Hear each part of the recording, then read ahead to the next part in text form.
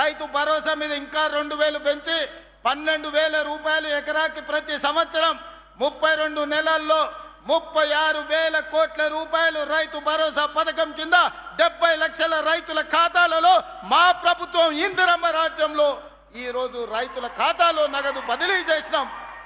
నేను సవాల్ విసురుతున్న చంద్రశేఖరరావు గారికి నీ జిల్లా గడ్డ మీద నుంచి శాసనసభలో చర్చిద్దాం. రైతుల కోసం మేము చేసిన మేలు ఏందో, మీరు చేసిన అన్యాయం ఏందో ఈరోజు మాట్లాడదామని నేను అంటున్నా. అదేవిధంగా ఆనాడు 1,00,000 రూపాయల రుణమాఫీ అన్నాడు, 4 విడతలు అన్నాడు, అసలు ఇస్తా అన్నాడు, మిత్తి ఇస్తా అన్నాడు. 2 సార్లు ముఖ్యమంత్రి అయినా 6 లక్షల రూపాయల రుణమాఫీ చేయలేదు.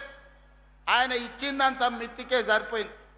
కానీ మన ప్రభుత్వం అధికారంలోకి వచ్చిన వెంబడే సంవత్సరం తిరిగే లోపల 21,000 కోట్ల రూపాయలు 25 లక్షల మంది రైతుల ఖాతాలలో 2 లక్షల రూపాయల రైతు రుణమాఫీ నగదు బదిలీ చేసి భారతదేశం మొత్తం మీద అప్పులు లేని రైతుని తెలంగాణ రాష్ట్రానికి అందించిందన్న విషయం నేను ఈ సందర్భంగా చెప్పదలుచుకున్నా. కేంద్ర ప్రభుత్వం ఇచ్చిన నివేదికల్లో అతి తక్కువ అప్పుల్లో ఉన్నది తెలంగాణ రాష్ట్ర రైతాంగం అని నివేదిక ఇచ్చిన మాట వాస్తవం కాదా? బీజేపీ నాయకులకు కనిపిస్తలేదా అని నేను అడుగుతున్నా.